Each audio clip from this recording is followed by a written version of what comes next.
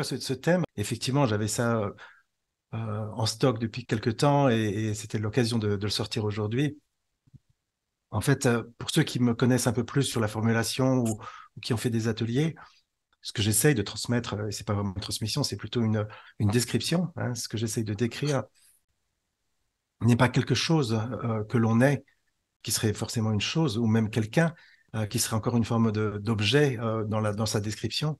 C'est un sujet pur qui, par définition, ne va pas pouvoir être défini par des mots, défini par des quantités, défini par une définition, par une description spatio-temporelle, aussi subtile soit-elle.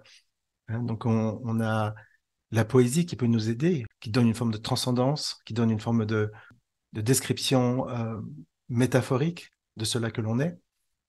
Mais les mots sont pauvres, donc le savoir de qui on est n'existe pas vraiment. On ne peut pas en parler. Hein, ce sujet que l'on est. Si on prend déjà juste à la base l'évidence d'être, donc cette première émergence de notre essence, hein, de cette source que l'on est, ce je suis qui est tout de suite visible en nos vies, qui est tout le temps visible en nos vies, qui n'est pas une quantité, qui ne change pas, qui est toujours identique à lui-même. Comment le sait-on? Est-ce qu'on peut vraiment savoir qui on est? C'est vraiment ça le gag de Ramana Maharshi, j'ose dire, qui nous a tous mis sur une voie sans issue. Hein. Quand la question est posée, qui suis-je?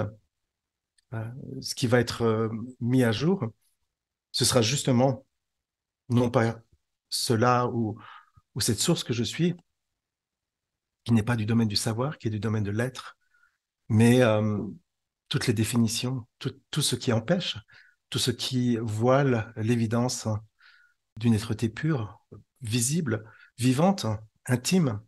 Et ça, c'est quelque chose qui n'est pas de l'ordre du savoir. On pourrait peut-être affiner en disant que c'est de l'ordre de la connaissance directe de soi, non verbale. Bien sûr, on utilise le mot connaissance pour pointer vers quelque chose, mais ce ne sera pas une description, ce ne sera pas une quantité.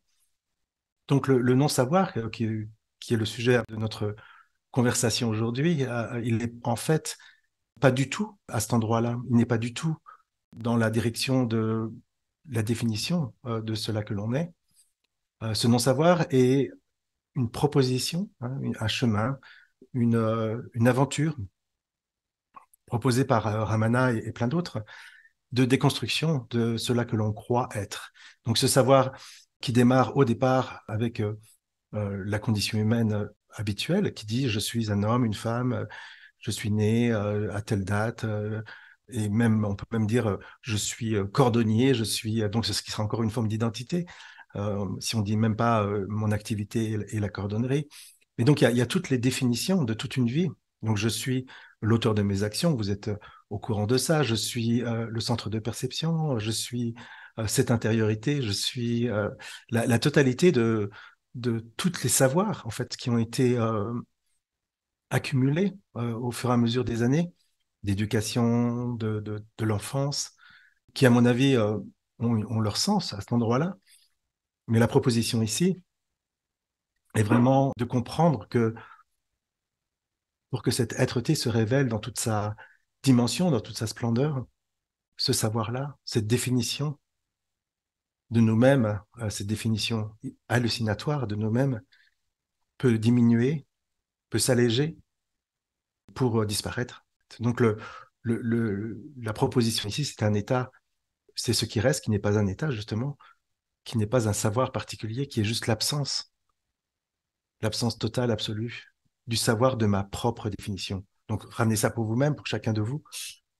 Si vous n'arrivez pas à vous définir, si vous n'arrivez pas à décrire de façon spatio-temporelle, quantitative, cela que vous êtes, pourtant vous êtes, de toute évidence, et cette être-té-là n'est pas du domaine des objets, hein, c'est le sujet pur que l'on est.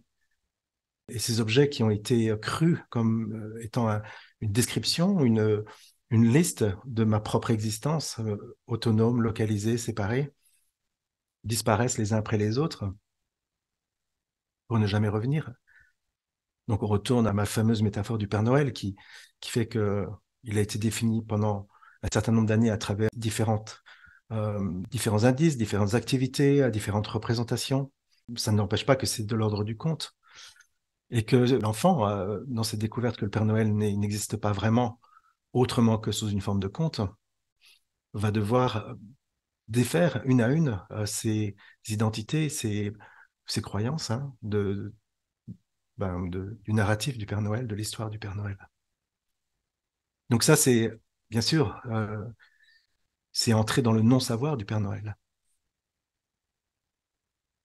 Donc du même ordre, c'est entrer dans le non-savoir de nous-mêmes, fondamentalement, de nous-mêmes en étant existants, étant définis, étant naissants et mourants.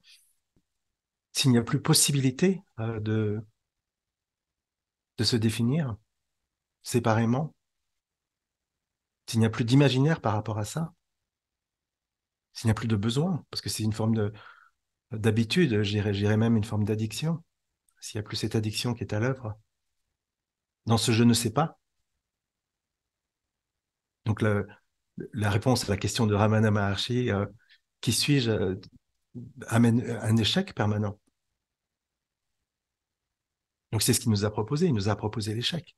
C'est ça le côté un peu humoristique, on pourrait dire, de cette recherche, en cherchant à fond à trouver qui on est. Ce qui est parti n'est pas quelque chose de réel, c'est justement des idées, des croyances, des définitions. Et au final de cette recherche, cette question n'a plus de sens, elle ne répond, elle n'est pas répondue, elle n'est jamais répondue. Elle n'est jamais répondue pour la bonne raison que celui qui pose la question même disparaît. Donc au final, il ne reste que cela, cette vie, débarrassée de ce savoir particulier, de ma propre existence séparée, autonome, de ma propre définition. Et ça pourrait effectivement donner donc quand j'en parle comme ça, une image d'une forme de maladie d'Alzheimer qui serait une forme d'oubli complet des points de référence habituels qu'on a par rapport à la vie, par rapport à nous-mêmes, par rapport aux autres. Mais comprenez que c'est pas l'oubli total de tout, c'est pas une maladie.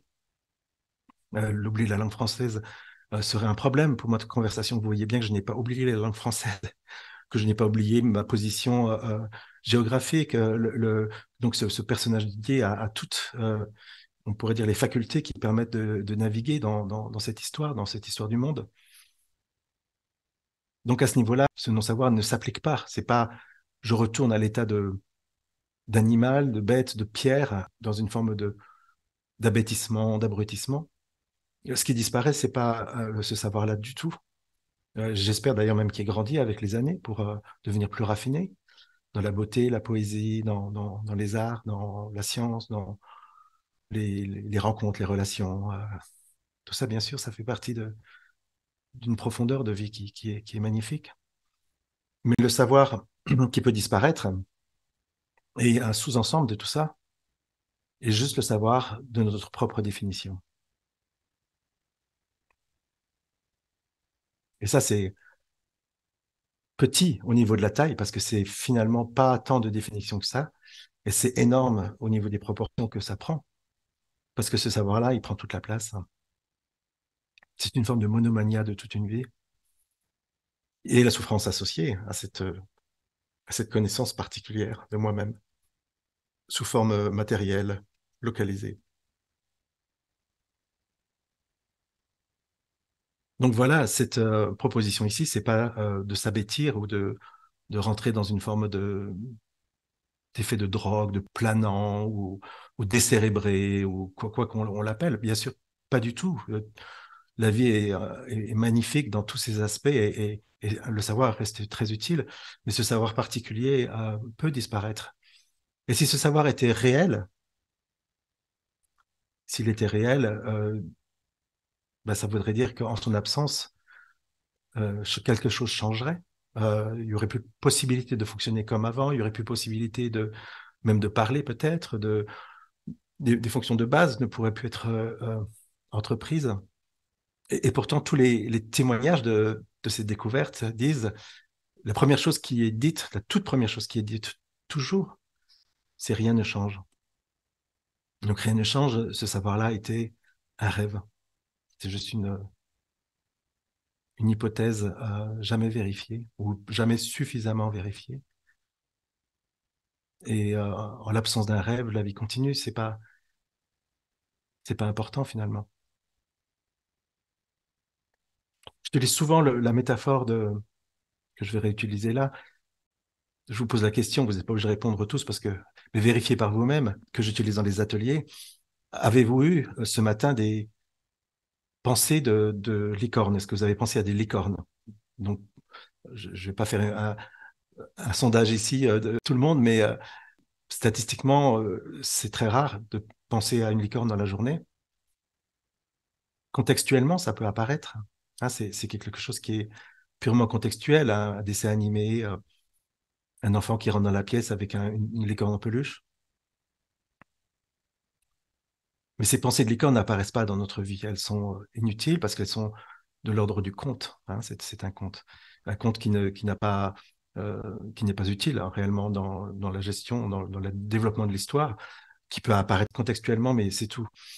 Donc, il n'y a pas un fer qui est là pour empêcher les pensées de licorne toute la matinée. Depuis que vous êtes levé, vous n'avez pas bloqué les pensées de licorne, vous n'avez pas fait quoi que ce soit d'ailleurs. Parce que si vous aviez fait quoi que ce soit, la pensée de licorne serait apparue. Donc, c'est pas un fer, hein. Ce n'est pas un super pouvoir. J'imagine que vous tous, vous ne sentez pas Superwoman, Superman de ne pas avoir de pensée de licorne. C'est un état naturel, c'est juste une forme d'état harmonieux qui fait que les informations utiles apparaissent et quand elles ne sont pas là, elles sont juste inexistantes. Elles n'existent pas. Donc cet état naturel par rapport aux pensées, transposez-le sur cet état naturel par rapport à une autre pensée licorne qui s'appelle moi-même, cette personne séparée. C'est pas un faire, c'est pas un super pouvoir, c'est pas une forme de développement, un muscle spirituel qui serait à l'œuvre. C'est notre état naturel à nous tous. Hein. C'est une forme de vie saine, non encombrée d'informations qui sont non seulement inutiles, parce que bon, une pensée de licorne, c'est inutile, mais c'est pas spécifiquement souffrant, mais la pensée moi est immédiatement associée à tellement d'aspects souffrants. Donc, on l'a vu ensemble dans les précédentes émissions, par rapport à la responsabilité, par rapport au blâme, par rapport à la jalousie, par rapport à... Donc, la totalité de cette histoire-là peut se déployer sans ce savoir particulier à propos de moi-même. Et ça, c'est de le non-savoir dont je parle réellement. Donc, c'est le neti-neti de la tradition qui dit je ne suis pas ceci, je ne suis pas cela. Donc, c'est un moi. Donc, si je me retrouve ici en face de vous à parler, c'est pas parce que j'ai un savoir particulier. Hein. J'ose dire, et à chaque fois je le dis, je le répète, c'est pas forcément entendu, mais je le dis, que du point de vue d'Didier, le savoir est bien moindre que de chacun de vos points de vue. Vous en savez beaucoup plus que moi. Beaucoup, beaucoup plus. Et donc, si vous me racontez votre propre existence séparée, votre propre souffrance à ce sujet-là, vos propres errances, etc., j'écoute quelque chose comme si c'était un conte, en fait. Je ne peux pas faire autrement, jusqu'à ce que ça disparaisse. Donc, bien sûr, on est actif à cette disparition. Cette émission en fait partie. Mais ce n'est pas réel, ce n'est pas un savoir qui est réel, parce que quand il disparaît, non seulement la vie continue comme avant, mais paradoxalement, sans cet aspect souffrant, il y a une forme d'harmonie qui se met en place, qui est absolument évidente. Hein. Donc voilà, c'est assez simple. Du coup, le concept de vérité aussi, que je dois le remettre en cause, certains l'utilisent et pourquoi pas, hein, parce que après, si on définit réellement les concepts, on peut les utiliser d'une manière différente chacun. Hein. Donc, il n'y a pas de, je suis pas la police non duel par rapport aux mots. Je suis pas là pour empêcher des mots d'être prononcés, mais le concept de vérité est toujours dangereux, quoi, parce que ça, comme si quelque chose qui soit objectif, hein, donc qui soit décrit avec des mots, devenait une vérité, alors qu'on sait que ce savoir-là disparaît toujours. Même de dire il n'y a personne, C'est pas la vérité. On a vu que cette formulation, il n'y a personne, est juste l'autre côté de la même pièce de il y a quelqu'un, il n'y a personne, c'est l'autre côté de la pièce. Et en disant il n'y a personne, il y a une forme de suggestion, une inférence que c'est par rapport à il y a quelqu'un. Et ces deux phrases sont illusoires, sont hallucinatoires. Donc c'est pas la vérité. Ramesh Balsekar, qui était mon enseignant pendant quelques années, démarrait ses satsangs toujours en disant What I'm going to tell you is not the truth. Ce que je vais vous dire n'est pas la vérité. Donc le concept de vérité disparaît, ou on peut dire il devient relatif plutôt. Ou alors on dit vérité avec un grand V, c'est cela que je suis, non manifesté, non conceptuel. Donc c'est juste un pointer, une flèche vers une possibilité. C'est pas qui n'est pas une possibilité abstraite, qui n'est la possibilité vécue de cette vie qui est évidente là maintenant, en ce moment, qui est 100% accessible directement.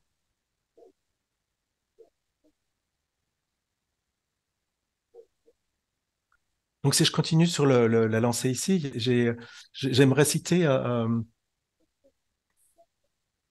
Steven Jourdain, que vous connaissez aussi, qui donnait un petit peu des gemmes, on pourrait dire, par rapport à ce non-savoir.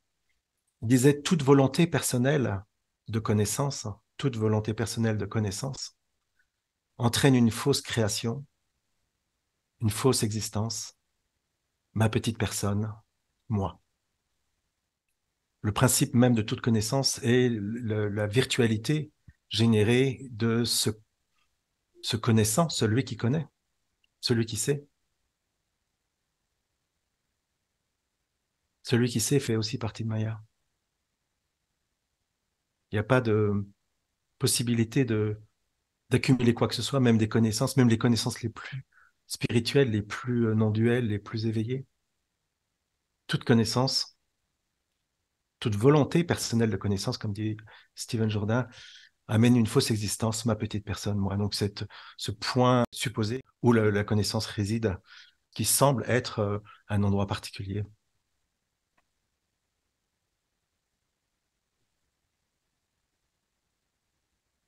Donc il dit aussi, mon pouvoir est nul et je ne peux que être. Je ne peux que être.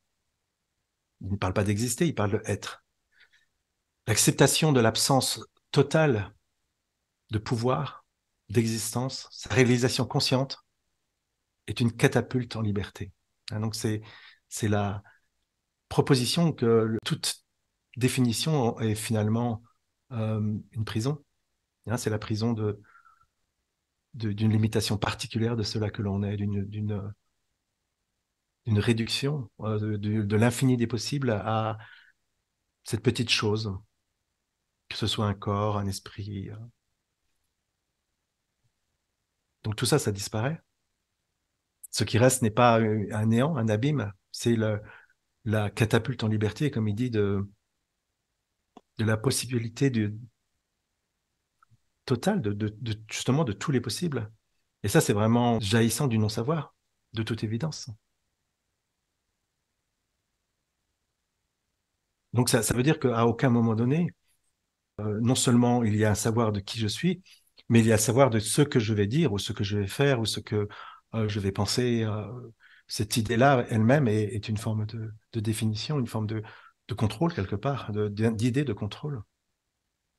Donc il y a le savoir absolu de ma propre être-té, de cela qui est, être, présence, conscience, mais il n'y a aucun savoir de cette manifestation, de notre conversation, par exemple. Quel va être le mot suivant? Quelle va être la pensée suivante? Il y avait un dialogue dans I Am That de Maharaj, Nisargadatta Maharaj, qui m'avait décoiffé. Vous imaginez ce que ça peut faire d'être décoiffé. Que, en fait, il avait dit une toute petite phrase. Il y avait un visiteur qui lui posait la question, Maharaj, Vous parlez de cette, bon, lui, il appelait ça, je sais pas, détachement, etc., cette paix, ce silence, etc. Mais s'il y a un voleur qui vient, qui vous massacre votre famille, un bandit qui viole votre femme, qui vous agresse, qu'allez-vous faire? Et Maharaj, là, il a regardé cette, il y a un moment de silence, hein, parce que en fait, c'est quelque chose qui a été aussi enregistré. Et il a dit, je ne sais pas. Et ça, c'est vraiment la parole la plus profonde de Maharaj. Ça peut paraître comme une dérobade, comme mettre sous le tapis une question, un sujet, mais si vous regardez profondément, les implications de je ne sais pas, elles sont vertigineuses.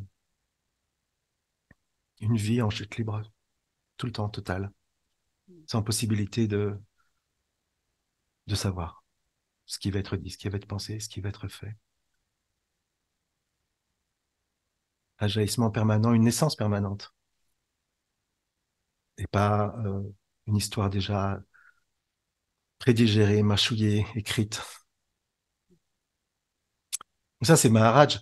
Il y a une autre façon aussi de parler du savoir que j'aime beaucoup. C'est autre histoire que je raconte assez souvent, mais c'est pas grave, je vais la répéter. Euh, c'est celle de Jiddu Krishnamurti, hein, donc vous connaissez certainement, qui racontait l'histoire du diable et de Dieu. Le diable et Dieu qui se promènent dans une ville à la tombée de la nuit sur la planète Terre et ils discutent. Et j'imagine qu'ils ont des conversations de diablerie, de bondieuserie. Et à un moment donné, il y a un humain qui est devant et qui se baisse. Et donc, il s'arrête. Et cet humain ramène quelque chose du sol et il est complètement transformé, illuminé, apaisé, absolument changé. Et Dieu demande au diable, j'ai pas bien vu diable, qu'est-ce qui se passe? Qu'est-ce qui s'est passé là? C'est un humain, dit le diable. Il a découvert la vérité. Alors Dieu dit au diable, c'est super, c'est mon affaire, ça c'est génial. C'est vraiment ça qui est mon domaine. Ça fait pas ton affaire, toi, le diable. Et le diable le regarde et lui dit, tu sais, t'inquiète pas, je vais l'aider, cet humain. Je vais l'aider à l'organiser. Donc, cette proposition qui dit cette vérité, donc non verbale, hein, puisqu'on a vu qu'elle ne pouvait pas être autre qu'un vécu direct, donc non conceptuel, peut se dégrader, peut se suicider, j'ose dire, en voulant l'organiser, en voulant mettre des mots, en voulant en faire une chose, en disant j'ai vécu une expérience spirituelle, j'ai vécu un éveil. Et c'est le diable qui est à l'œuvre. Hein. Donc Maya dans mon vocabulaire, mais c'est une diablerie forcément. Donc le savoir même à cet endroit-là, il est non seulement pas utile, mais c'est une habitude qui est un poison violent. Donc conseil, donc je peux pas vous prescrire, mais je peux décrire que grâce à cette conversation qu'on a aujourd'hui, la prochaine fois que vous avez la rencontre avec ce diamant, si et quand vous l'avez, peut-être cette, euh, cette addiction à vouloir en faire quelque chose, en vouloir en faire une chose conceptuelle, va diminuer, va ne plus se mettre en place.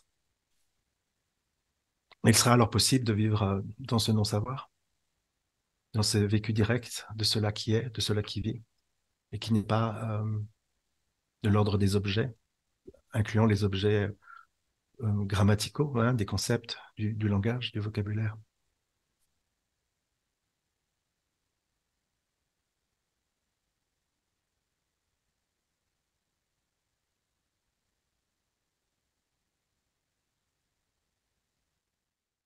Je voulais citer deux, trois pistes qui sont données dans différentes traditions par rapport à ce non-savoir. La phrase super connue de la Genèse qui dit vous ne devez jamais manger de l'arbre de la connaissance du bien et du mal. Donc, il parle du bien et du mal. En réalité, c'est pas dans une forme de chrétienne de faire le bien contre le mal. C'est vraiment, il parle là de la dualité, donc du contraire, donc des objets de la manifestation qui sont blanc, noir, lourd, enfin, léger, profond, etc. Donc, il y a cette dualité. Donc, vous ne devez jamais manger de l'herbe de la connaissance de la dualité, car si vous en mangez, vous mourrez instantanément. Donc, vous mourrez, ça veut dire quoi?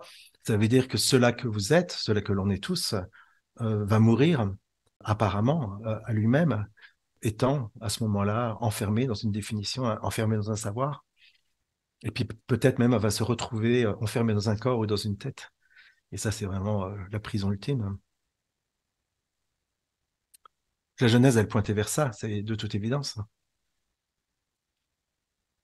Donc le savoir est utile pour le neti-neti, donc d'où la possibilité de passer du temps ensemble et de poser des questions et d'éclaircir, etc. Et ce savoir-là est un savoir non pas constructif, mais destructeur. Donc qui va annuler un savoir précédent. Et de touche en touche, dans un désastre total, dans une catastrophe impensable, cette définition n'apparaîtra plus. Donc c'est un retour à une forme d'innocence, un retour à l'enfance, à l'esprit d'enfance, dans un contexte d'adulte, parce que c'est pas passer à partir de là notre temps avec le pouce dans la bouche et le biberon, mais ce savoir particulier qui a fait de nous une personne peut disparaître. Donc il y avait la phrase le petit texte de T.S. Eliot que vous connaissez peut-être. Nous ne cesserons pas d'explorer, donc c'est ce que je propose, et à la fin de toute notre exploration sera d'arriver à l'endroit d'où nous sommes partis et de connaître ce lieu pour la première fois. Hein, donc, voilà, c'était non pas quelque chose qui a été rajouté, le savoir de qui je suis, mais en cette exploration de revenir, on pourrait dire à cet état d'enfance, mais le reconnaître pour la première fois, parce que du point de vue de l'enfant, ça fait aucun sens, c'est une forme de danse incohérente. Du point de vue de l'adulte, il y a un retour à l'enfance et une connaissance qui est là, mais pas la connaissance de quelqu'un, la connaissance de cette vie et de toute cette magnifique histoire qui est à l'œuvre.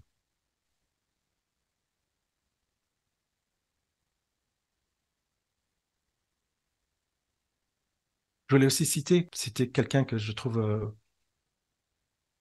un peu en dehors on pourrait dire, de l'enseignement de la non-dualité, mais qui s'en approche très fortement, qui s'appelle Byron Katie. Byron Katie, qui est une enseignante un peu âgée maintenant, mais qui a été très très active, qui je pense qu'elle est toujours active, qui utilisait vraiment ce principe du savoir comme le levier de déconstruction de toutes nos propres représentations. Hein, donc elle posait 4 questions qui étaient les questions fondamentales à chaque croyance, en face de chaque croyance. Je suis un homme. Donc la première question, c'est est-ce vrai?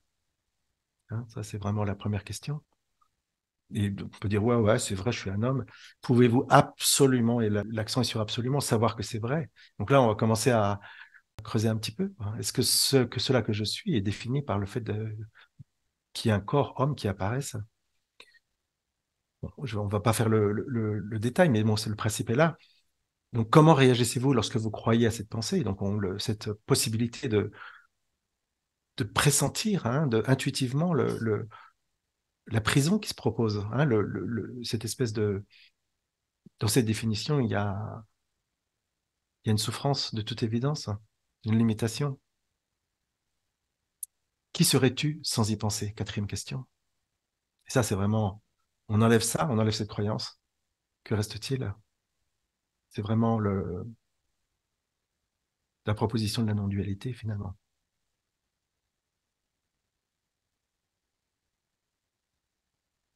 Comment on pourrait prendre cette histoire Didier, par exemple, si elle n'existe pas réellement, de quel ordre est-elle? Puisqu'il y a quand même une histoire, là, on ne peut pas dire le contraire. Donc, Stephen Jourdain, il nous dit que c'est du domaine, de la dimension, on pourrait dire, de la supposition. Ça veut dire quoi? Donc, cette apparition, à ce Didier qui apparaît là, peut dire je suis une citation. Et jusque-là, tout va bien, mais là où ça se gâte, s'il y a illusion de séparation, s'il y a identification, la suite c'est donc je suis une citation. Je suis le dire d'une phrase qui parle de moi, mais je l'ai oubliée. Je suis une citation malhonnête. J'ai gommé les guillemets. Hein, je suis une citation malhonnête, j'ai gommé les guillemets. Ça veut dire que on dirait que je suis Didier, et là, ce serait dans le domaine de la supposition, et c'est magnifique, et c'est un jeu, c'est une magnifique aventure qui se propose.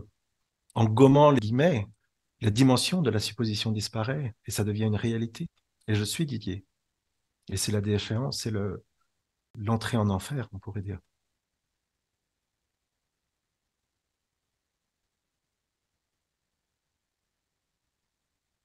C'est une journée qui disait aussi, nous ne sommes qu'une masse de convictions intellectuelles articulées à un a priori central nommé moi. Je répète, nous ne sommes qu'une masse de convictions intellectuelles articulées à un a priori central nommé moi. Donc, il parle bien sûr de, quand il dit nous sommes, c'est l'état habituel de la condition humaine souffrante. Et ça, c'est vraiment juste une somme de croyances qui crée virtuellement un moi, articulé autour d'un pseudo-moi qui semble être le centre de tout ça. Et dernière chose que je voulais vous dire, et après je vous donne le micro, c'est donc une autre proposition de Stephen Jourdain qui dit comment cette conscience que l'on est, alors il dit dans le jeu de l'existence, donc dans notre concrète matérialité, comment la conscience, cela que l'on est, donc prend-elle le savoir? Donc prend-elle, c'est-à-dire comment peut-elle c'est comme la prise d'assaut d'un château, en fait. Hein, comment ce savoir peut disparaître. Et donc, lui, il donne une proposition que je trouve absolument magnifique. Donc, comment la conscience prend-elle le savoir? En l'oubliant activement, en chacune de ses manifestations, innombrables, pertinentes ou erronées, géniales ou dérisoires, indifférentes ou sacrées, en chacune de ses couches, de la plus visible à la plus sacrée, à la plus secrète, la plus enfouie, jusqu'à toucher le socle du phénomène et à l'oublier lui aussi, en l'immergeant, corps et âme, dans le feu de l'amnésie, jusqu'à ce qu'il ne reste plus rien.